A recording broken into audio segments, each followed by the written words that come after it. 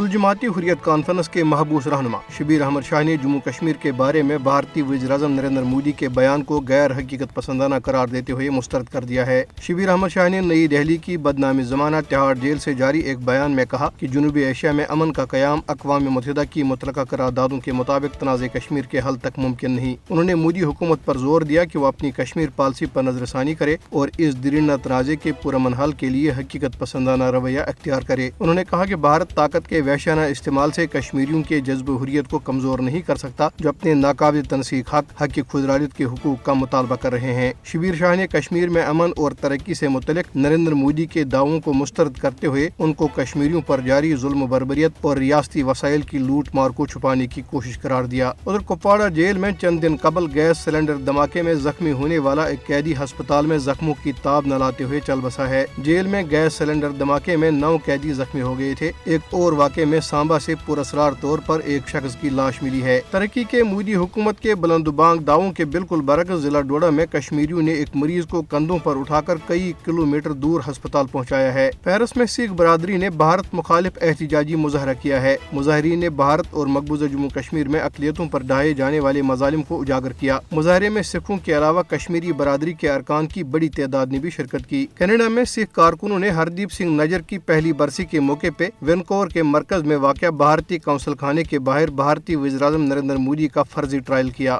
Senior Kashmiri رہنما مولانا غلام نبی نوشہری اسلام آباد میں انتقال کر گئے ہیں۔ ان کی عمر 80 سال تھی۔ کل جماعتی حریت کانفرنس کی آزاد جموں کشمیر شاخ کے کنوینر غلام احمد صفی، سابق کنوینر محمود احمد ساگر اور دیگر حریت رہنماؤں نے معروف کشمیری رہنما مولانا غلام نبی نوشہری کے انتقال پر گہرے دکھ اور افسوس کا اظہار کیا ہے۔ انہوں نے اسلام آباد میں جاری اپنے الگ الگ بیانات میں مولانا غلام نبی نوشہری کو ان کی حق گوئی و بے باکی اور ثابت قدمی پر زبردست خراج عقیدت پیش کیا۔